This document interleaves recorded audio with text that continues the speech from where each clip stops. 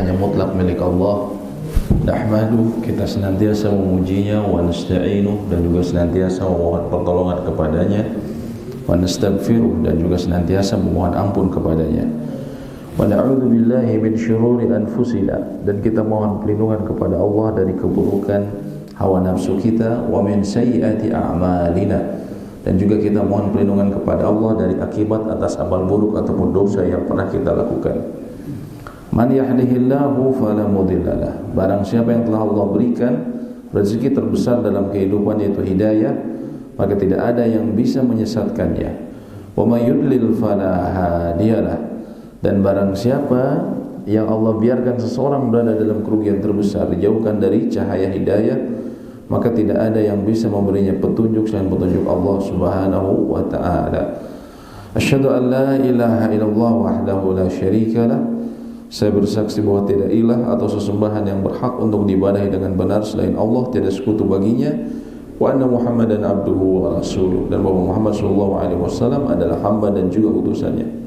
Wa ba'du, Allah berfirman, ya ayyuhalladzina amanu taqullaha haqqa tuqatih, wahai orang-orang yang beriman, bertakwalah kalian kepada Allah dengan sebaik-baiknya takwa.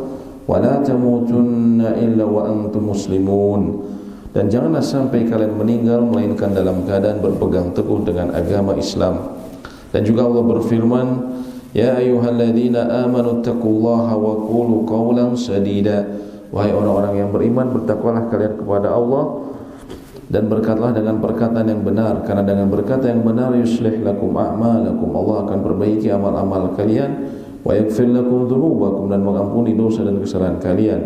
Wa may yuti'illaha wa rasulah, barang siapa yang selalu berusaha taat kepada perintah Allah dan Rasulnya, faqad faza fawzan 'azima, mereka sungguh telah mendapatkan kemenangan yang agung. Amma ba'du, falhamdulillahirabbil alamin. Kembali kita bersyukur kepada Allah Subhanahu wa taala yang telah memberikan kita rezeki yang begitu berlimpah, antara lain rezeki untuk taufiknya untuk kita bisa sholat subuh berjamaah. Dan yang berikutnya juga adalah rezeki berupa taufik kita untuk duduk dalam majelis ilmu, suatu rezeki yang tidak dianggap rezeki oleh banyaknya kaum muslimin. Padahal as-sadiqul masduq, orang yang paling jujur dan terpercaya, menyatakan bahwa duduknya seseorang dalam majelis ilmu, maka dia berpotensi mendapatkan sakinah, ketenangan jiwa yang Allah turunkan, dan juga ghasyiyahumur rahmah, dan Allah menurunkan rahmat kepada mereka. Wa hafathumul malaika, majlis mereka dikelilingi para malaikat. Wa dzakarahumullahu fi man indah, dan Allah menyebutkan kebaikan-kebaikan mereka di hadapan malaikat al-muqarrabun yang terdekat. Oleh karena itu, pada hakikatnya apabila kita dimudahkan untuk duduk dalam majelis ilmu, ketahuilah bahwa itu adalah rezeki yang sangat agung. Pada pagi ini kita akan lanjutkan pembahasan mengenai fikih. Setelah sebelumnya kita berbicara mengenai sholatu ashabul a'dzar, sholat bagi orang-orang yang memiliki udzur. Antara lain kita sudah membahas mengenai orang yang sakit, kemudian orang yang menjamak sholatnya, orang yang mengqashar sholatnya, lalu kita juga orang yang menjamak, kita akan membahas orang yang menjamak sholatnya. Mohon maaf Pak, ini bab pembahasan mengenai musafir wajib menyempurnakan sholat saya sudah bahas di sini belum Pak ya? Belum ya? Belum bahas Pak ya? Kalau sebelumnya saya bahas mengenai qashar Pak ya? Ya. Baik, kita masuk ke keadaan kelima di buku yang ada di depan saya ini ya. Keadaan-keadaan di mana musafir wajib menyempurnakan sholatnya. Pertama adalah, ini kan musafir kita ketahui mereka boleh mengqashar sholat ya. Tapi ada keadaan di mana dia wajib menyempurnakan sholatnya. Antara lain, bila seorang musafir bermakmum kepada orang yang mukim, maka dia harus menyempurnakan sholatnya. Berdasarkan keumuman hadis Nabi SAW, innamal ju'ilal imamu liyutamma bih, sesungguhnya imam itu dijadikan hanya untuk diikuti. Dan juga ya, ditanya mengenai sholat dengan sempurna di belakang orang mukim bagi orang yang musafir, tilka sunnah Abil Qasim, itu adalah sunnah Abil Qasim. Udah. Oh, bapak-bapak udah, ini sudah dibahas, Pak? Oh, ini sudah. Oke. Kalau jamak udah, Pak? Oh, baik. Sudah, Pak ya. Soalnya bapak-bapak ada yang bilang belum ini. Lupa ya. Udah makan lalu tentang ini. Oh, ya. Soalnya ada beberapa masjid kajiannya ini, jadi saya lupa gitu ya. Soalnya bapak-bapak sini bilang belum, bapak-bapak juga lupa juga. Sudah? Hah? 154. Oke. Tapi nggak apa-apa, nanti bapak-bapak silakan kalau ada yang pertanyaan mengenai sholat jamaah dan qashar. Ini pertanyaan yang di antara pertanyaan yang paling banyak ditanyakan mengenai fikih. Jadi silakan saja nanti ditanyakan kalau ada pertanyaan tentang jamaah ya. Baik, kita masuk ke bab 10 yaitu sholat Jumat ya. Sholat Jumat tentunya adalah fardu ain bagi laki-laki berdasarkan firman Allah dalam surat Al-Jumu'ah ayat 9. Ya ayyuhalladzina amanu idza nudiya lis-salati min yaumil jumu'ah. Wahai orang-orang yang beriman, apabila telah disuruh untuk menunaikan salat pada hari Jumat, fas'au, maka bersegeralah. Ila dzikrillahi wa dzarul bait, maka bersegeralah kalian mengingat Allah dan tinggalkanlah jual beli. Dan Nabi SAW mengatakan, rawahul jumu'ati wajibun ala kulli muhtalim. Salat Jumat berangkatnya adalah wajib bagi setiap orang dewasa ya. Dan kita ketahui bahwasanya orang yang sengaja meninggalkan salat Jumat dengan uzur, dengan tanpa uzur ya, Nabi SAW katakan mereka yang meninggalkan salat Jumat tanpa uzur ya, diancam la yakhtimannallahu ala qulubihim, Allah akan mengunci mata hati mereka. Thumma la yakunanna minal ghafilin, dan pasti mereka akan menjadi orang-orang yang lalai. Ini terkadang banyak di masyarakat kita mereka yang disibukkan dengan pekerjaan ya. Salat Jumat terkadang juga dipakai main-main ya. Dibilang, oh salat Jumat ya, nitip absen ya, saya nggak bisa hadir, nitip absen aja, dijadikan bercandaan ya. Dan ini orang-orang seperti ini dia akan mudah sekali melakukan kemaksiatan. Kenapa? Karena Allah telah kunci mata hati mereka ya, ketika mereka terbiasa untuk meninggalkan sholat Jumat dengan sengaja. Dan menurut Imam Nawawi, hadis-hadis tadi menandung ketetapan bahwa sholat Jumat adalah fardu ain ya. Dan juga disebutkan dalam hadis, al-jumu'ah haqqun wajibun ala kulli muslim. Salat Jumat adalah kewajiban yang benar-benar wajib atas setiap muslim. Atas siapa yang wajib? Tentunya muslim laki-laki dan dia merdeka, dewasa, berakal, mampu menghadirinya dan mukim ya. Sehingga salat ini tidak wajib tentunya bagi hamba sahaya wanita ya. Wanita tidak wajib, tapi bagaimana kalau dia hadir? Seorang wanita hadir di sholat Jumat, ya. Misalnya kalau di masjid-masjid Indonesia, kalau di sini kita kan memang habis sama laki-laki. Tapi anggaplah di masjid yang sangat besar, contohnya di Masjidil Haram, ya. Biasanya jemaah wanita suka ikut hadir juga. Apakah kemudian bila dia mengikuti sholat Jumat menggantikan sholat zuhurnya? Ya, apakah dia harus mengulang dengan sholat zuhur? Jumhur ulama mengatakan tidak. Artinya kalau dia sudah ikut sholat Jumat maka itu sudah bisa menggantikan sholat zuhur juga seperti laki-laki. Walaupun hukumnya bukan wajib bagi wanita. Namun andaikan seperti misalnya Masjidil Haram atau Masjid Nabawi, kadang memang ada space khusus buat wanita dan itu walaupun sholat Jumat tidak digunakan oleh laki-laki, ya ada beberapa space yang memang tetap jadi wanita, ya kayak di masjid, apalagi di Masjid Nabawi di bagian belakang itu ada bagian khusus, pintu yang khusus buat wanita yang permanen, ya. Begitu pula di sejumlah titik di Masjidil Haram. Maka bila wanita kemudian ikut sholat Jumat di sana, dia tidak perlu lagi sholat zuhur. Ini menurut umumnya ulama. Kemudian juga tidak wajib bagi anak-anak, tidak wajib bagi anak-anak, ya. Sehingga dilihat kalau anak-anaknya mengganggu, tidak ada yang mengontrol, ya, jangan kemudian dia biarkan suruh anaknya sendiri pergi, berharap akan ada yang nanti dibantu sama orang-orang di masjid, ya nanti malah mengganggu sholat Jumatnya. Dia belum wajib, ya. Tapi untuk membiasakan tentunya boleh, namun hendaknya diawasi oleh orang yang bisa mengawasinya, ya. Sehingga jangan sampai kemudian, dan ini banyak terjadi, subhanallah, ya. Terkadang di beberapa masjid ini begitu ramai dengan anak-anak, harus ada perhatian khusus, atau minimal orang yang mengantarkannya kita harus beritahu kepada yang orang tuanya, agar mungkin dengan bapaknya, dengan pamannya, atau dengan kakaknya, sehingga bisa dikontrol, ya. Kemudian juga tentunya tidak wajib bagi orang gila, orang sakit, ataupun musafir, ataupun ada uzur yang lainnya. Nabi SAW mengatakan, al-jumu'atu haqqun wajib ala kulli muslim fi jama'ah. Salat Jumat adalah sesuatu yang benar-benar wajib atas setiap muslim secara berjamaah.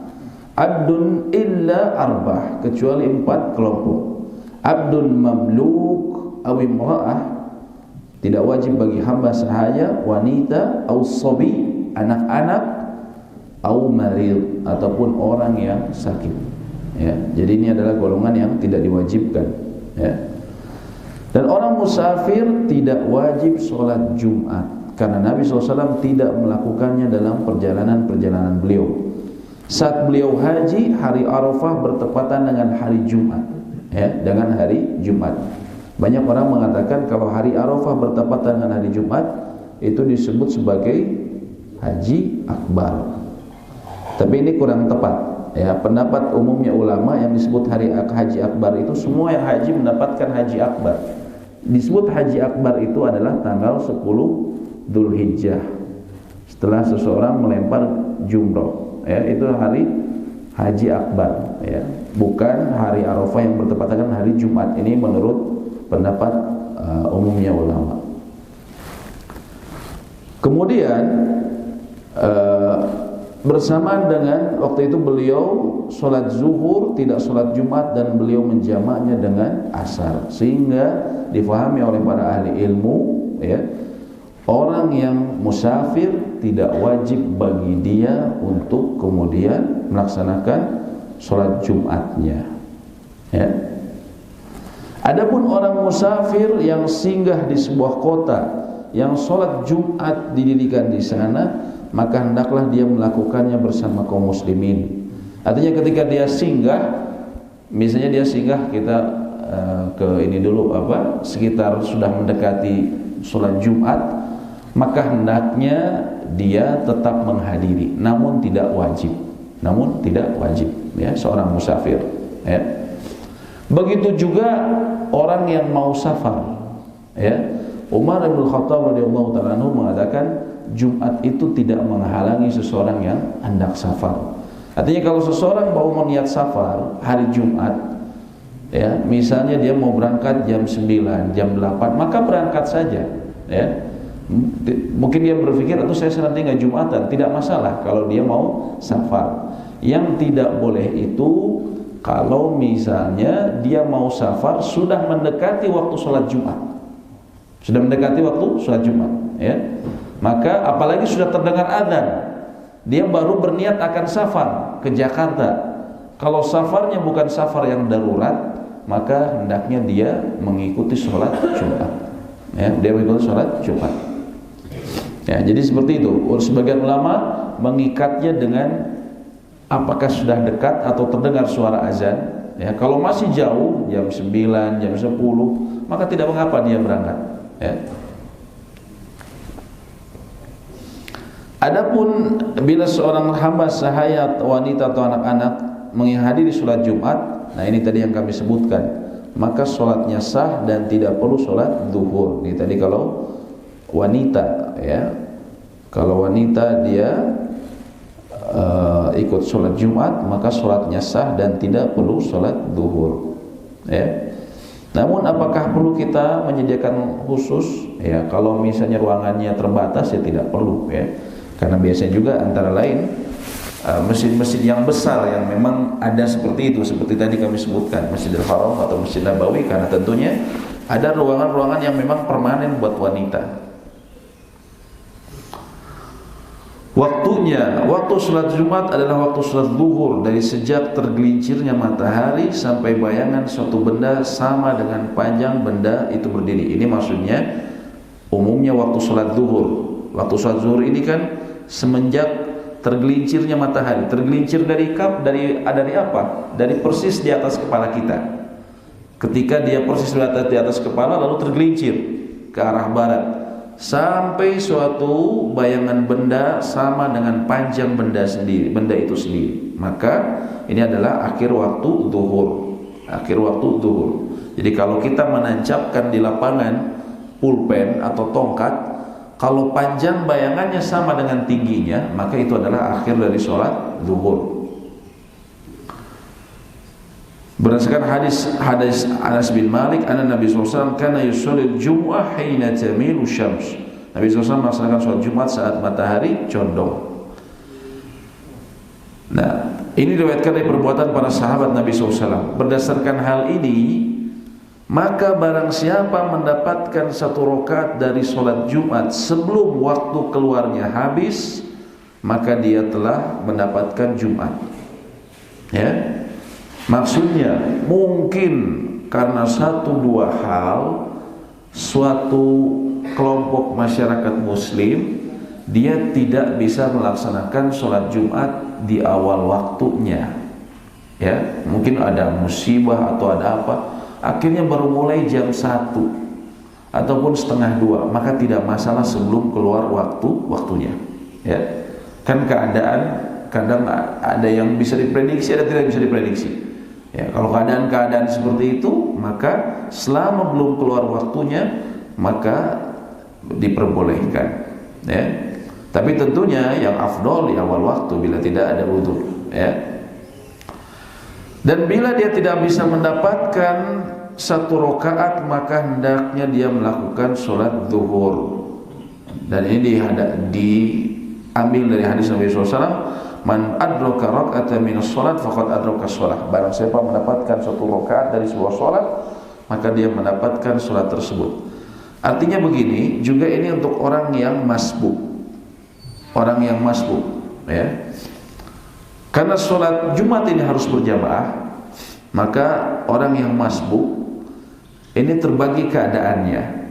Kalau dia masbuk, dia datang di akhir rakaat pertama.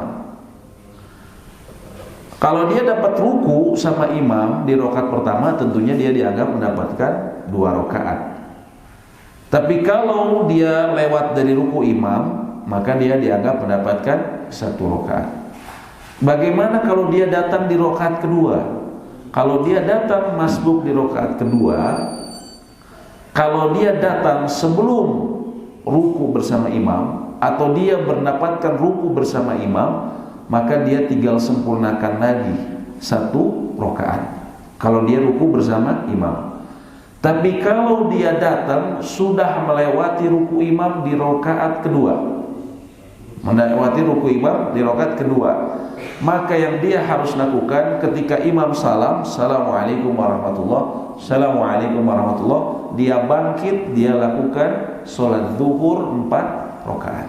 Ini berdasarkan pendapat 4 mazhab. Ya, 4 mazhab. Kenapa? Karena dia dianggap tidak dapat 1 rakaat. Karena dia 4 mazhab memahami, barang siapa, berdasarkan hadis ini, barang siapa mendapatkan ruku bersama imam, dalam riwayat lain disebutkan, barang siapa dapat ruku bersama imam, maka dia telah dianggap dapat 1 rakaat dengan yakin bahwa dia mendapatkan ruku bersama imam. Tapi kalau sudah lewat dari situ, dia tidak dianggap 1 rakaat. Artinya dia hanya mengikuti sebagian saja dari imam. Kalau dia datangnya pas imam iktidal rakaat kedua, atau imam ruku rakaat kedua, mohon maaf, ketika dia dapat sujud rakaat kedua, maka ketika tadi imam salam, dia bangkit lalu dia sempurnakan sholatnya menjadi 4, sholat zuhur. Nah, jadi batasannya ruku bersama imam di rakaat kedua, ya. Kemudian khutbah adalah salah satu rukun sholat Jumat, di mana sholat Jumat tidak sah dengannya, karena Nabi SAW senantiasa melakukannya dan tidak pernah meninggalkannya. Ya. Terdiri dari 2 khutbah.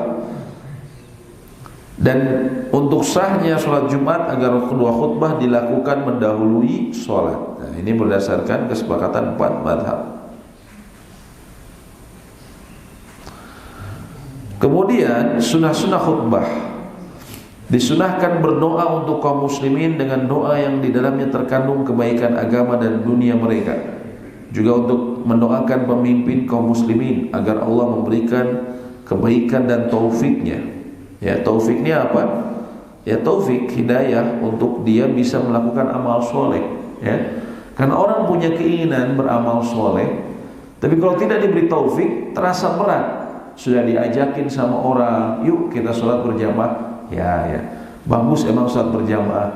Tapi ketika kita ajak, nggak kunjung beranjak juga ke masjid. Nah itu kan banyak kita nemuin orang-orang seperti itu, nggak punya taufik, ya tidak Allah berikan taufik dia untuk berangkat. Ya, nah, begitu juga di sini diperintahkan untuk mendoakan pemimpin agar kaum muslimin secara umum memberi kebaikan dan taufik. Dan Nabi SAW idza khataba yaumal jum'ah da'a wa asyara bi usbu'ihi wa ammana an-nas. Apabila beliau berkhutbah pada hari Jumat, maka beliau berdoa sambil menunjuk dengan jarinya dan orang-orang mengamini.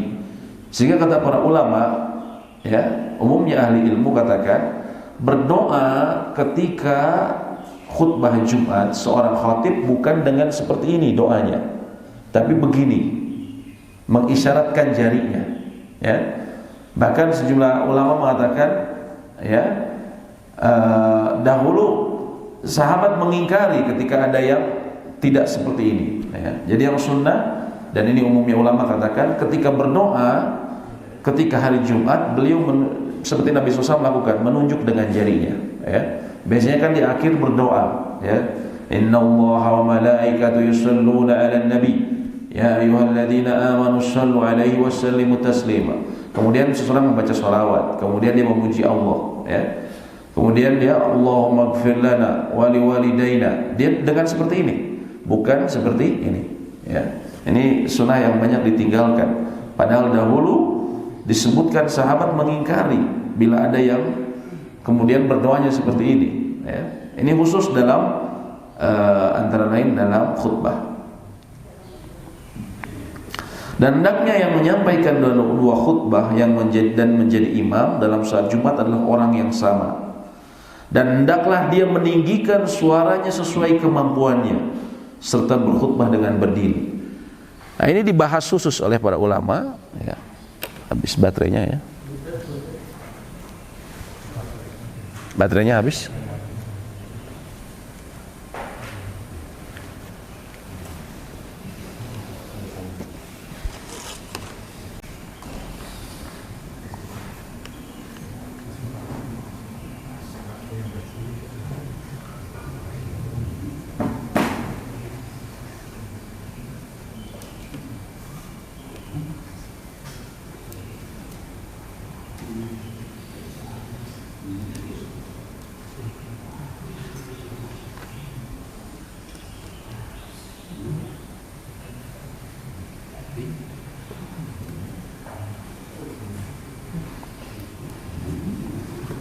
Jadi disunahkan meninggikan suara, ya. Dan ini yang dilakukan Nabi SAW. Kata para sahabat, Nabi SAW kalau beliau berkhutbah, khususnya khutbah Jumat, beliau berteriak seperti seorang pemimpin atau komandan dalam peperangan. Matanya memerah, ya, seperti akan mengingatkan bahwa ada musuh datang di sore hari. Itu kata para sahabat, ya. Sehingga kata para ulama, begitu pula khutbah Jumat yang harus dilakukan kaum muslimin. Hendaknya dia bersemangat. Dia seperti Nabi SAW tadi, ya, menggelorakan semangat. Dan subhanallah, itu adalah teknik komunikasi yang sangat tepat ketika sholat Jumat. Kalau khatibnya lemah lembut, biasanya jemaah juga lemah lembut tidurnya, Pak. Semua pada ngantuk, ya.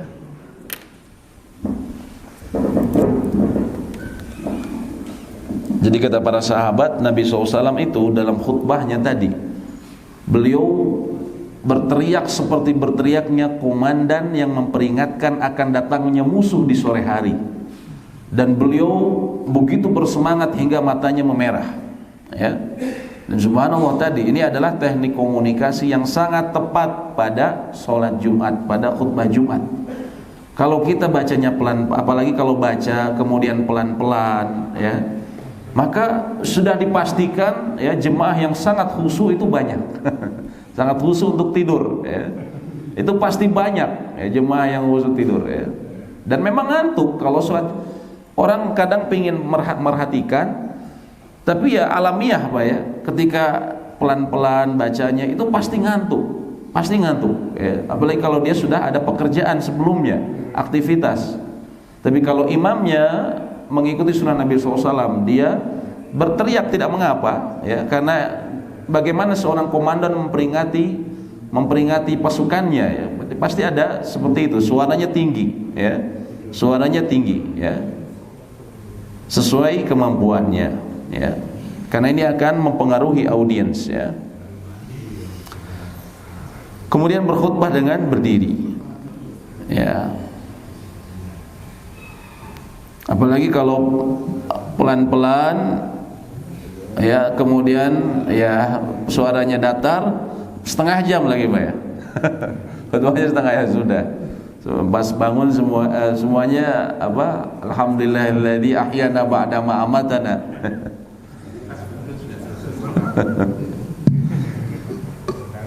Kemudian Jabir bin Samurah mengatakan, ya, kana Rasulullah SAW yakhtubu qa'iman thumma yajlis thumma yaqumu fayakhthub faman haddatha ka'annahu kana yakhtubu jalisan faqad kadzab. Nabi SAW itu khutbah dengan berdiri, dan beliau biasa berkhutbah di mimbar beliau, dan mimbar itu tinggi karena hal tersebut dapat menyampaikan pemberitahuan, ya. Nah, kalau kemudian hendaknya khatib duduk di antara dua khutbah sejenak berdasarkan ucapan Abdullah bin Umar, karena Nabi SAW yakhtubu khutbataini wa huwa qa'im wa kana yafsilu bainahuma bijulus. Nabi SAW itu khutbah dengan berdiri dan beliau memisah antara keduanya dengan duduk, ya. Dan disunahkan memendekkan dua khutbah, dan yang kedua lebih pendek daripada yang pertama berdasarkan hadis Amar. Inna tula salati rajul wa qisari khutbatihi ma'innatun min fiqhi. Sesungguhnya panjangnya salat seseorang dan pendeknya khutbah adalah tanda dari pemahamannya dalam agama. Maka panjangkanlah salat dan pendekkanlah khutbah. Jadi sebenarnya sunahnya seperti ini, ya. Hukum asalnya seperti ini, ya. Tapi masyarakat di kita biasanya kalau memanjangkan sholat justru nggak kuat dia, ya. Jadi sebagian ulama mengatakan ya pertengahan tidak mengapa, ya. Tapi khutbah disunahkan tidak terlalu panjang. Kemudian disunahkan bagi khatib untuk mengucapkan salam kepada hadirin saat menghadap kepada mereka. Ketika dia datang tentunya, lalu dia mengucapkan salam, Assalamualaikum warahmatullahi wabarakatuh. Dan kemudian dia duduk sampai muadzin merampungkan azannya. Ya. Disunahkan bagi khatib untuk berkhutbah dengan bertopang pada tongkat dan yang sepertinya. Dan disunahkan bagi khatib menghadapkan wajahnya ke arah jemaah dan tidak menyamping berdasarkan perbuatan Nabi SAW, ya. Jadi Nabi SAW biasanya beliau berkhutbah di mimbar beliau. Mimbar beliau itu terdiri dari tiga tangga. Beliau biasanya naik ke tangga pertama, ya. Lalu beliau berdiri di tangga beliau naik di tangga beliau naik hingga di tangga kedua. Lalu beliau ketika duduk, beliau duduk di tangga ketiga. Ini yang Nabi SAW lakukan, ya. Jadi beliau naik ke tangga kedua untuk berkhutbah sehingga lebih tinggi terlihat, dan beliau duduk di tangga ketiga, ya. Duduk di tangga ketiga. Ya, duduk di tangga ketiga, ya. Kemudian beliau biasa memegang busur atau tongkat atau tombak. Bagaimana dengan pedang? Di Turki imamnya pegang pedang. Ya, para ulama mengatakan tidak sahih kalau pedang. Ya. Penjelasan mengenai dari pedang itu tidak sahih. Yang sahih itu adalah dengan busur, dengan tongkat, atau beliau terkadang dengan tombak. Beliau memegang seperti ini, memegang di tangan kiri, memegang di tangan kiri. Ya. Karena nanti kalau berdoa dia akan pakai tangan kanan, mengangkat tangannya seperti ini, berdoa seperti itu. Ya. Dan beliau menghadapkan wajahnya ke jamaah. Ini semua dari pelajaran sholat Jumat. Kalau ini menunjukkan, Masya Allah, syariat ini begitu sempurna. Sebenarnya Nabi SAW mengajarkan begitu banyak cara berkomunikasi. Ya, saya dulu S1-nya awalnya komunikasi, Pak, ya. Itu antara lain dipelajari bagaimana cara komunikasi massa. Hitler bagaimana bisa mempengaruhi khalayak begitu banyak sampai orang-orang fanatik. Itu dipelajari cara dia pidato. Gimana Hitler, Pak, berpidato? Bersemangat, berapi-api. Jago pidato lain siapa? Bung Karno. Kan bersemangat, berapi-api. Dan lihat bagaimana cara mereka menyampaikan. Mereka menyapu pandangan. Jadi tidak ke satu depan saja, tapi mereka ngelihat ke kanan, ngelihat ke depan, ngelihat ke kiri. Mereka menyapu pandangan. Dan ini disunahkan ternyata. Kita disunahkan menghadapkan wajah kita ke jamaah. Jamaah bukan cuma di depan, ada di kanan, ada di kiri. Maka juga seorang khatib dia menghadapkan wajahnya tidak satu titik saja. Ya, dia hadapkan kayak ini teknik komunikasi sebenarnya. Ribuan tahun yang lalu orang sekarang ngelihat tadi mempelajari cara Hitler menyampaikan pidatonya. Nabi SAW sudah lakukan 1400 tahun yang lalu dan beliau adalah contoh yang sempurna, contoh yang baik. Hitler ada tentunya kita ketahui, ya dia seorang penjahat tentunya. Tapi dalam sisi itunya dipelajari dia, sisi komunikasinya dia. Ya. Kemudian perbuatan haram yang dilakukan pada sholat Jumat. Ya.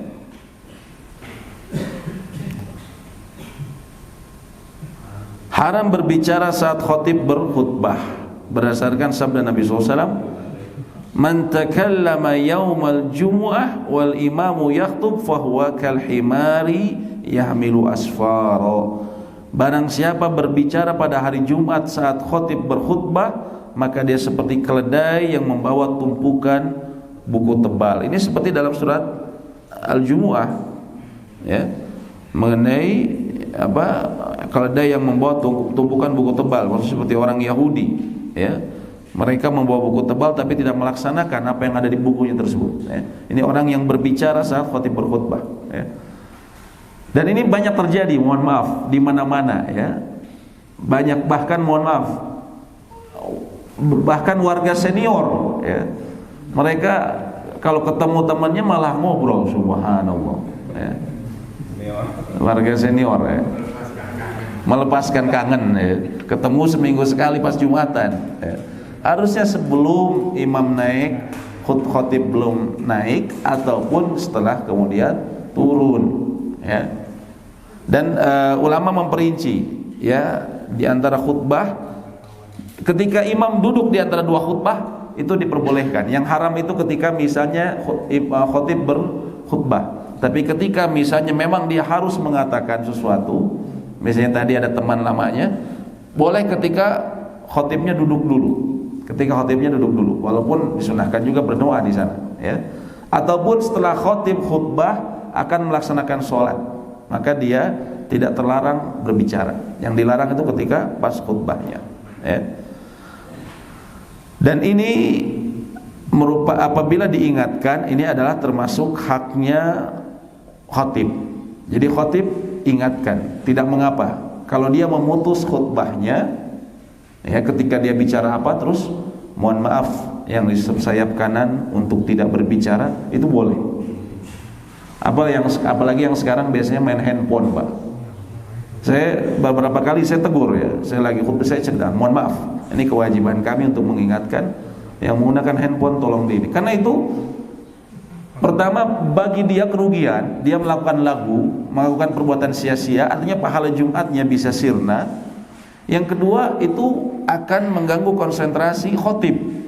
Konsentrasi khotib dia terganggu dia. Kalau melihat apalagi satu titik sana ada yang main handphone, sana main handphone, itu terganggu konsentrasi khotib. Ya. Makanya wajar dan juga memang sudah seharusnya diingatkan. Jadi kalau kita dapat kesempatan untuk berkhutbah, jangan ragu untuk mengingatkan. Karena kalau jemaah tidak boleh mengingatkan, yang boleh siapa? Ya kita sebagai khotibnya. Ya. Karena Nabi SAW mengatakan, idza qulta li sahibik, bila kamu berkata kepada temanmu, ansit, diamlah, wal imamu yakhtub faqad lagaut, padahal imam sedang berkhutbah maka telah lagaut. Ya. Ini kalau imamnya, ya tadi kita sebutkan, kalau yang mengingatkan temannya maksudnya bagus, mengingatkan imam, ya. Mohon maaf, mengingatkan makmum yang tadi terlalaikan, tapi nanti dia akan menjadi sia-sia. Oleh karena ini adalah tugasnya seorang imam, tugasnya seorang khatib. Dan di sini disebutkan haram melangkahi pundak. Sebenarnya ini sebagian ulama mengatakan tidak sampai haram, tapi makruh melangkahi pundak.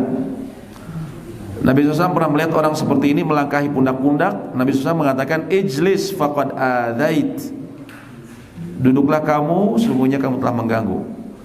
Dan melangkahi pundak orang-orang itu dapat menyakiti mereka dan mengganggu konsentrasi saat mendengarkan khutbah. Nah, ini jadi mendengarkan khutbah ini dalam ibadah salat Jumat itu mendapatkan memang perhatian khusus, ya.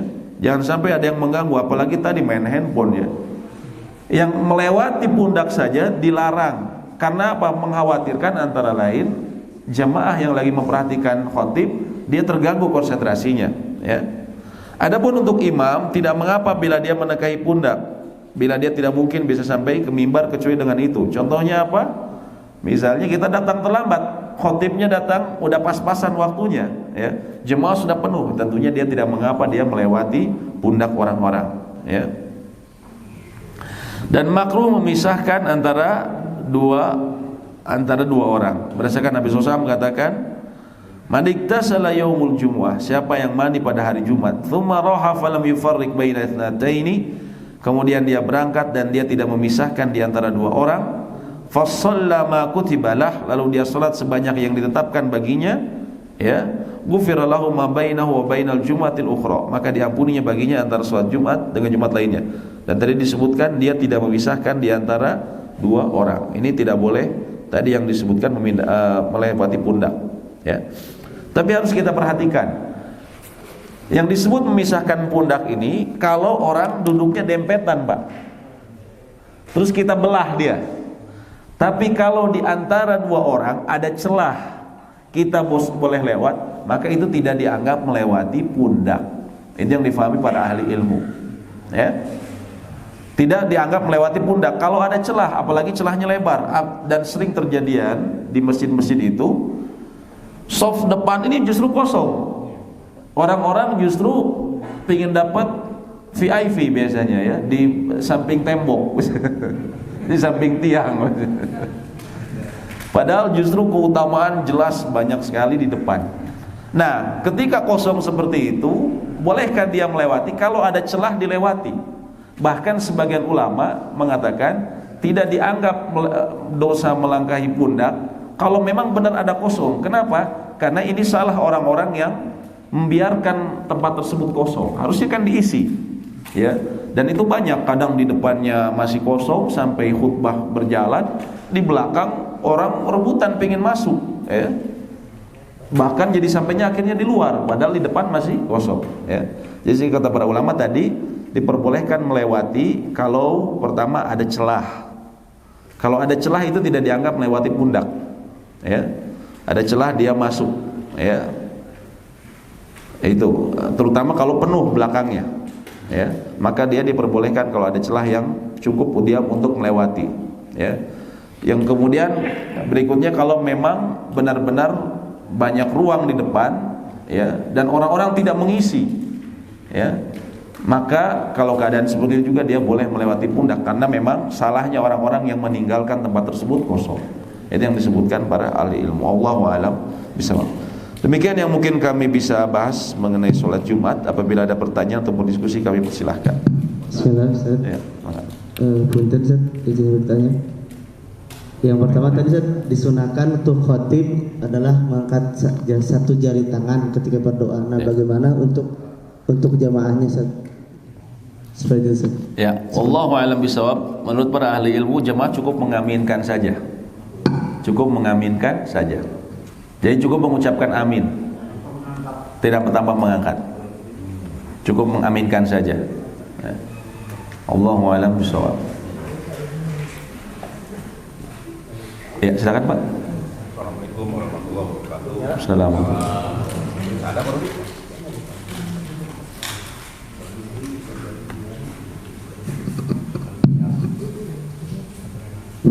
Ustaz, ini teh betul pengalaman pribadi ya. Waktu saya ada kunjungan ke Cikalong, di sana ada masjid menyelenggarakan sholat Jumat. Nah, ketika kita selesai sholat Jumat, imam itu berdiri lagi sholat duhur gitu. Terus saya tanya ke waktu itu ada guru agama ya di Pak Cecep, namanya sama Cecep. Pak, kita kunaon sholat Jumat lagi? Oh, itu memang ada aliran atau mazhab ya, pokoknya ada kepercayaan bahwa kalau kurang dari 40 wajib sholat duhur gitu Pak Ustaz. Jadi ini saya juga jadi bingung, memang begitu atau enggak gitu, mohon konfirmasi. Ya, baik. Yang kedua Pak Ustaz, saya juga ngalami waktu itu kerja di Kementerian Pendidikan Tinggi di Jakarta, itu pulang itu Jumat. Nah itu saya sholat dulu gitu, memang saya sengaja duduk di belakang gitu. Di Gambir itu ada masjid ya. Ya. Nah imamnya itu seperti yang tidak seperti yang dijelaskan tadi, khutbahnya itu panjang sekali begitu. Sehingga waktu kereta api berangkat, saya tuh ambil tas langsung nyicir naik kereta api, itu gue sampai loncat gitu karena ya takut ketinggalan gitu. Apakah saya melanggar, jadi mementingkan pulang daripada sholat atau memang gimana ya? Batal gitu. Jadi akhirnya saya sholat duhur gitu di kereta api begitu. Gitu. Terima kasih Pak Ustaz. Yang pertama apa tadi? Bagaimana kalau misalnya tadi? Ini berbicara mengenai syarat untuk menegakkan sholat Jumat. Ya, berapa jumlah jemaah? Ini memang diperselisihkan di antara para ulama. Yang tadi disebutkan oleh Bapak mensyaratkan 40, ini adalah mazhabnya Imam Asy-Syafi'i. Ya, mazhabnya Imam Syafi'i mengatakan dia harus 40 orang. Kenapa mengatakan 40 orang? Karena beliau ketika sholat Jumat ya pertama kali di antara lain di Masjid Jum'ah, disebutnya Masjid Jum'ah. Letaknya itu di dekat Masjid Kuba. Kalau bapak-bapak umroh dari Masjid Kuba itu dekat ada namanya Masjid Jum'ah. Jadi beliau melaksanakan sholat Jumat di sana. Jumlah yang tercatat disebutkan ada memang 40 orang. Sehingga dalam mazhab Syafi'i, ini dasarnya. Artinya beliau melaksanakan sholat Jumatnya dengan 40 orang, berarti ini adalah syarat. Ya. Tapi ulama lain tidak melihat seperti itu. Ulama lain ada yang mengatakan dalam surat Al-Jumu'ah, ya, wa idza ra'au tijaratan aw lahwan, itu kan dalam ayat-ayat terakhir dalam surat Al-Jumu'ah. Itu menceritakan mengenai sahabat yang melihat pedagang dari negeri Syam datang ketika Nabi SAW lagi berkhutbah. Para sahabat kemudian ada yang meninggalkan khutbah karena ini pedagang ini jarang Pak, langka ya. Sehingga mereka tertarik untuk mengikuti melihat pedagang tersebut. Yang tersisa waktu itu disebutkan ketika Nabi SAW berkhutbah Jumat itu hanya ada 12 orang. Sehingga sebagian ulama dia mengatakan minimal 12 orang. Jadi masing-masing ada dasar. Imam Syafi'i mengatakan 40 karena Nabi SAW sholat di sholat Jumat ada 40 orang saat itu. Yang mengatakan 12 karena waktu peristiwa terjadinya pedagang dari Syam yang kemudian para sahabat keluar dari masjid dan melihat dagangan mereka, itu yang tersisa 12 orang. Nabi SAW selesaikan kemudian khutbahnya dan sholat Jumat. Tapi sebagian ulama lain mengatakan jumlah sholat Jumat ini adalah apabila sudah memenuhi syarat sebagai jamak. Karena dalam ayatnya idza dunya ila sholati fi yaumil jumu'ah fas'au, disebutkan fas'au ini artinya maka bersegeralah. Kalau dalam bahasa Arab bentuk kalimat, bentuk kata jamak ya, Misalnya fas'au, ya. Bentuk kata jamak dalam bahasa Arab ini ada tanda untuk menunjukkan jamak. Kalau jamak ini hitungannya kalimat fas'au, kalimat jamak ini menunjukkan berapa? 3 orang ke atas. 3 orang ke atas dalam sisi bahasa Arab. Sehingga sebagian ulama juga memahami ditegakkannya sholat Jumat berdasarkan sholat dalam ayat surat Al-Jumu'ah yang fas'au itu minimal 3 orang. Artinya 1 orang khotib, 2 orang lagi makmum, ya, 2 orang lagi makmum, ya. Dan ini pendapat yang populer di ulama-ulama belakangan. Jadi semacam 3, ya. Dan adapun kalau misalnya 40 memang itu tidak dipungkiri, itu mazhab Imam Syafi'i seperti itu, ya. Alasannya karena tadi Nabi SAW ketika beliau sholat di Masjid Jumu'ah tadi dekat Masjid Kuba, tercatat orang yang hadir saat itu 40. Sehingga dari situ tadi artinya ini contohnya 40 gitu kan. Tapi ulama lain tidak memahami seperti itu. Memang itu mah tidak ditentukan 40, hanya saja yang hadirnya ada 40 gitu ceritanya kata ulama lain. Dan bukti dan bantahan mereka ini kuat juga. Kenapa? Karena tadi peristiwa di akhir surat yang diabadikan di surat akhir surat Al-Jumu'ah itu menceritakan mengenai sahabat yang keluar dari masjid karena melihat pedagang dari Syams. Itu disebutkan yang tersisa 12 orang dan Nabi SAW tetap melaksanakan sholat Jumatnya, sehingga ya itu tidak disarankan 40, ya. Nah, jadi seperti itu, Pak. Ya kalau yang tadi melakukan dengan alasan itu ya itu sah dalam mazhab Syafi'i. Jadi tidak mengapa kalau dalam mazhab Syafi'i, tidak mengapa. Namun Allahu a'lam sebenarnya insya Allah tidak mengapa ya kurang dari 40 pun kalau menurut sebagian ulama lain, ya. Jadi tidak perlu mengulang dalam hal seperti itu. Begitu Pak ya, Allahu a'lam bishawab. Yang kedua apa? Oh ya, khutbahnya panjang. Nah ini mau berangkat itu saya membatalkan Jumat, ambil tas, diisi masuk ke kereta api. Apalagi dulu susah biasanya nyari tiket itu ya kalau ke Bandung itu. Ngantri dulu. Ya. Seperti sekarang di Gang Budi.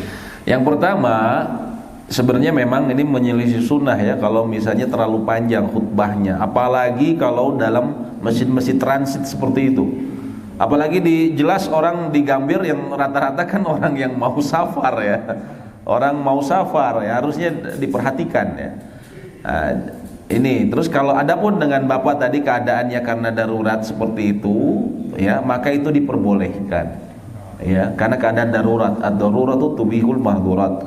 Keadaan darurat itu adalah keadaan darurat itu memperbolehkan sesuatu yang sebelumnya dilarang. Ya, karena kalau Bapak tidak akan ketinggalan dan tidak akan dapat, apalagi waktu itu saat itu ngantri ya, maka tidak mengapa Bapak kemudian tinggalkan dan kemudian melakukan sholat zuhur. Ya, Allahu a'lam bishawab. Ya. Itu Allahu a'lam bishawab. Ya, silakan. Ya, silakan Pak. Ya. Kalau zaman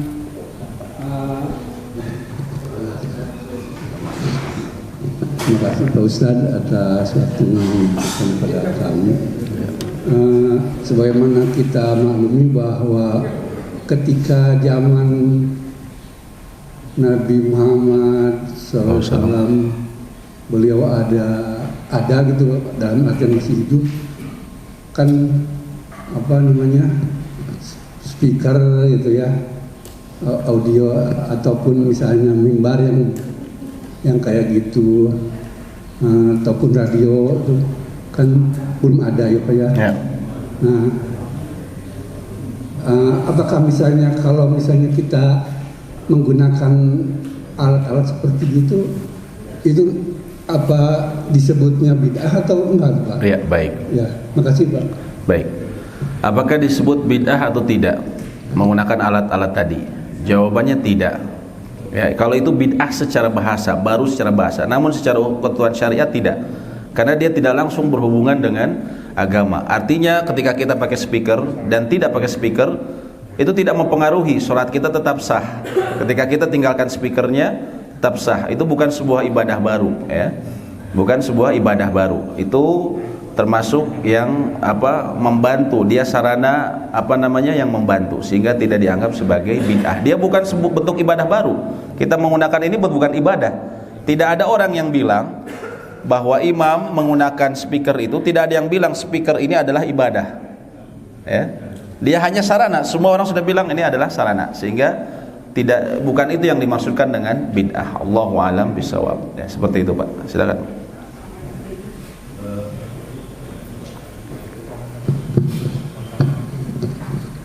Di beberapa masjid sholat Jumat itu diawali dengan azan 2 kali. Iya.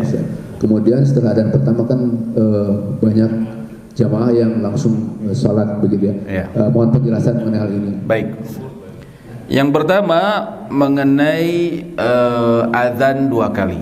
Azan 2 kali ini memang sebagian ulama mengatakan hal tersebut disunahkan. Kenapa? Karena Utsman bin Affan melakukannya.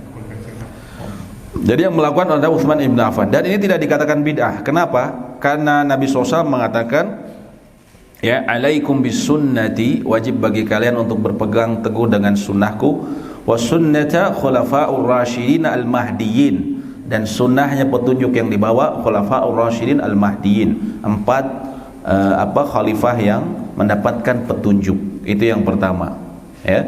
Sehingga ketika Utsman melakukan ini merupakan sunnah yang diikuti. Yang berikutnya adalah terdapat ijma, kesepakatan bahwa hal tersebut boleh. Dari mana ijma? Karena sahabat tidak ada yang mengingkarinya. Ini disebutnya ijma sukuti. Ijma sukuti itu ketika para sahabat mereka tidak menentang. Kalau misalnya itu perbuatan yang dilarang, mereka akan menentang. Ya, akan pasti ada yang tidak mungkin mereka diam semua, ya. Apalagi kalau kita tahu karakter orang Arab, orang Arab itu nggak kayak kita. Kalau kita mungkin ya nggak enak, nggak apa. Orang Arab itu pasti ngomong, kalau nggak suka ngomong, ya. Itu apalagi karakter orang Arab saat itu yang lebih ini lagi, yang lebih keras lagi, ya. Nah, di situ disebutnya ijma sukuti. Sehingga ya ada yang kemudian mengaitkan ini kan bukan sunnah Nabi SAW. Tidak, tapi sunnah khulafaur rasyidin. Dan Nabi SAW mengatakan, alaikum bisunnati wa sunnati khulafair rasyidin, wajib bagi kalian berpegang teguh dengan sunnahku dan sunnahnya khulafaur rasyidin. Dan tadi yang kedua adalah dalilnya ijma, ya. Adapun pelaksanaannya, nah ini diperselisihkan apakah, tapi umumnya ulama katakan kalau mau adzannya 2 kali maka dia tidak terlalu dekat. Kalau di kita umumnya dekat, langsung, ya. Biasanya ada waktu, karena Utsman juga dulu ada waktu beliau adzan untuk memperingati orang-orang yang masih sibuk dengan aktivitasnya, ya. Dan itu sekarang kita bisa dapatkan di Masjidil Haram dan Masjid Nabawi. Masjidil Haram dan Masjid Nabawi ketika sholat Jumat mereka ada adzan awal, itu kira-kira 1 jam sebelum sholat azan yang sholat Jumat. Diperhatikan saja, ya. Atau Bapak tanpa perlu ke sana kan kita bisa lihat, channel TV Saudi, ya, channel Al-Quran di YouTube juga ada. Nah, ikuti ketika hari Jumat, ya. Berarti kira-kira kalau jadwal Jumatnya jam 12, kita lihat yang jam 11 tambah 4, jam 5 di kita. Jam 5 di kita. Nanti perhatikan. Nanti dia ada azan di Masjid Nabawi atau Masjidil Haram. Ya, jadi ada jarak, ya. Sebenarnya yang lebih tepat seperti itu, ada jarak. Adapun ketika kemudian tadi sholat sunat, kenapa di sebagian kita kemudian setelah itu langsung sholat sunat? Kalau ini memang dalam mazhab Syafi'iyah. Dalam mazhab Syafi'iyah menganggap bahwa sholat Jumat ini menggantikan sholat zuhur, sehingga sama seperti sholat zuhur ada qobliyahnya. Jadi mereka ini anggap qobliyah. Tapi ini tidak disepakati. Sebagian ulama mengatakan tidak, ya, tidak perlu seperti itu. Tapi kalau mau ya sholat antara lain menunggu imam, sholat intidhar sampai imam datang, seseorang boleh melaksanakan sholat, ya, ketika sampai imam datang. Ya, sholatnya gimana? 2 rakaat, ya. Disebut juga sholat mutlak, ya. Walaupun melewati waktu terlarang. Waktu terlarang dalam sholat sunat itu adalah ketika matahari persis berada di atas kepala kita, ya. Kira-kira sekitar 10 menit atau 5 menit sebelum sholat zuhur, itu waktu dilarang sholat sunnah mutlak. Tapi khusus dalam Jumat maka diperbolehkan sampai imamnya belum datang kita masih boleh sholat. Atau seseorang tahiyatul masjid maka juga diperbolehkan walaupun di waktu tersebut, ya. Allahu a'lam bishawab. Seperti itu, Pak, ya. Silakan, Pak. Itu bukan bid'ah saja. Yang mana? Yang azan. Salat 2 rakaat mengganti qobliyah Jumat. Menurut mazhab Imam Syafi'i bukan, karena mereka mengkiaskan karena zuhur juga ada qobliyah, maka Jumat sebagai penggantinya ada qobliyah. Tapi tidak disepakati. Mazhab lain mengatakan tidak, biasa saja. Tapi dalam mazhab Syafi'i memang seperti itu. Ya, dalam hal ini kita hormati karena ini memang pendapat yang kuat dalam mazhab Imam Syafi'i. Allahu a'lam bishawab. Ketika saya pulang kampung, sholat Jumat kesiangan, apakah pulang kampung itu termasuk safar? Baik, ketika seorang pulang kampung, sholat apakah dia safar atau tidak? Tergantung, Pak. Tergantung Bapak berapa lama di kampungnya. Ya, pulang kampungnya tergantung kampungnya apa ya. Kalau misalnya kita sebut seseorang bekerja Senin sampai Jumat di Jakarta, terus Sabtu Ahad ada di Bandung, ini memang kampungnya, dia memang bolak-balik ya. Tapi ada yang disebut orang pulang kampung ini memang dulu aslinya dari mana, Pak? Dari Ciamis, sekarang udah tinggal di Bandung. Ya, ini artinya memang kampung halaman yang sudah tidak ditinggali. Nah, ketika Bapak di Ciamis, tergantung Bapak menetap berapa hari. Dalam masalah jama' dan qashar ini kan kita sebutkan ada perbedaan pandangan ulama. Tapi saya ambil pendapat jumhur saja supaya antara lain mudah ya. Menurut jumhur, seseorang diperbolehkan atau dianggap musafir yang kemudian memperbolehkan dia untuk mengqashar sholatnya kalau dia berniat untuk tinggal tidak lebih dari 4 hari. Ya, Bapak di Ciamis berapa lama? Saya cuma 2 hari saja. Maka Bapak saat itu statusnya musafir. Walaupun Bapak asli Ciamis, walaupun ke Garut misalnya. Aslinya dulu Garut, terus kemudian 2 hari di sana, walaupun asgar, tetap dia boleh dikosor sholatnya kalau 2 hari. Buktinya apa? Nabi SAW itu asli Mekah, kelahiran Mekah, besar di Mekah. Tapi beliau pindah ke Madinah. Ketika beliau hajian, beliau di Mekah, ketika Fatu Mekah, ketika beliau membebaskan Mekah, ketika beliau hajian, beliau mengqashar sholatnya di kota Mekah, padahal itu kampung aslinya ya. Sehingga difahami kata para ulama, kalau Bapak tadi udah pindah ke Bandung, yaitu tadi dihitung lagi, kalau lebih dari 4 hari Bapak sempurnakan sholatnya. Kalau Bapak niat, saya mau niat 7 hari, ya sudah Bapak dari awal sempurnakan sholatnya, karena disebut syibhul mukim, seperti orang yang mukim. Tapi kalau Bapak di bawah dari 4 hari, maka Bapak boleh mengqashar sholatnya di sana. Dan juga ya dia bapak statusnya musafir intinya seperti itu. Allahu a'lam bishawab. Ya. Baik, ada lagi Pak? Ya, silakan Pak.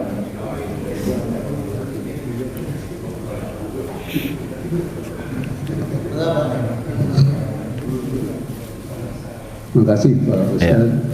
Kalau mengenai yang tadi Pak, kayak podium katanya kan kalau sunnahnya harus berjenjang ya, ada itu tingkatannya. Terus mengenai radio juga kalau nggak salah ini menurut kakek gitu ya Pak, kakek saya dulu tahun 60-an itu masih banyak yang nggak menerima tuh Pak. Ya. Artinya banyak yang nyebut bid'ah, bahkan ada yang mengharamkan gitu Pak. Nah kalau misalnya dengan keadaan perkembangan pengetahuan kesininya, artinya ada fatwa atau ada penjelasan penjelasan kias atau ijma para kiai atau gimana Pak? Baik, terima kasih Pak. Baik, yang pertama tadi mengenai mimbar, tadi kan kita sebutkan sunnah, jadi bukan wajib ya. Tapi kalau jadi bukan wajib, artinya boleh, tidak. Tapi kalau kita mau tentunya lebih afdol, lebih sempurna, ya tentunya kita buat seperti itu, seperti mimbarnya Nabi SAW ya. Yang berikutnya Bapak bilang mungkin radio tahun 60-an dianggap bid'ah. Kita lihat dulu permasalahannya pada saat itu. Sebenarnya yang disebut bid'ahnya apakah atau disebut haram? Saya kira mungkin karena waktu itu isinya memang musik-musik semua ya. Bukan ceramah, bukan bukan murotal. Kalau sekarang kan alhamdulillah murotal juga direkam ya, ceramah juga direkam sehingga bisa didengarkan. Tapi pada saat itu kan banyaknya memang hanya musik-musik saja. Jadi wajar saja kalau ada sebagian ulama mungkin yang tahun saat itu 60-an mengharamkannya. Saya kira bukan masalah radionya ya, tapi lebih kepada kontennya sebenarnya, lebih kepada kontennya. Nah, tapi kalau digunakan untuk seperti zaman sekarang, alhamdulillah banyak radio-radio Islam, radio dakwah, isinya ceramah, isinya Al-Qur'an ya. Maka itu tidak mengapa. Itu hanya sarana untuk menyampaikan dakwah ya, seperti itu. Hanya wasilah, Pak ya. Allahu a'lam bishawab. Seperti itu, Pak ya. Baik, demikian yang mungkin bisa kami sampaikan. Semoga memberikan manfaat. Oh, tadi sedikit saya mau tambahkan, saya lupa. Tadi tidak disebutkan di buku ini. Apakah disyaratkan khutbah Jumat dalam bahasa Arab? Nah, ini, ya. Nah, gitu. Memang sebagian ulama mengatakan harus pakai bahasa Arab. Bukan hanya dalam mazhab Syafi'i saja. Dalam mazhab lain, ya, mazhab Imam Malik, Imam Ahmad juga disyaratkan harus bahasa Arab. Tapi sebagian ulama lain mengatakan tidak. Kenapa? Karena maslahat sudah tercapai ketika seseorang ya atau seorang khatib menyampaikan dengan bahasanya, karena maslahat yang utama adalah ketika khutbah Jumat adalah menyampaikan nasihat, menyampaikan ilmu ya. Kalau jemaah Masjid Al-Muhajirin semuanya tahu bahasa Arab nggak masalah. Tapi kalau sama nggak tahu, ya cuman taunya assalamualaikum saja, ya orang ngomong bahasa Arab sendiri, siapa yang ngerti gitu kan? Artinya tahun ke tahun orang nggak ngerti apa ini yang diomongin gitu kan? Nah, jadi pendapat yang lebih tepat, Allahu a'lam, ya, artinya tidak masalah pakai bahasa selain Arab, ya, disesuaikan, ya, karena tujuan utamanya adalah menyampaikan nasihat, dan itu tercapai justru ketika menggunakan bahasa lokal ya. Jadi seperti itu ya. Jadi ini pendapat yang paling kuat dalam hal tersebut ya. Allahu a'lam bishawab. Semoga memberikan manfaat dan semoga Allah memberikan taufik bagi kita untuk mengamalkan atas apa yang telah kita pelajari. Allahumma anfa'na bima 'allamtana wa 'allimna ma yanfa'una wa zidna ilma. Rabbana atina fid dunya hasanah wa fil akhirati hasanah wa qina adzabannar. Subhanakallahumma wa bihamdik asyhadu an la ilaha illa anta astaghfiruka wa atubu ilaik. Assalamualaikum warahmatullahi wabarakatuh. Waalaikumsalam warahmatullahi wabarakatuh.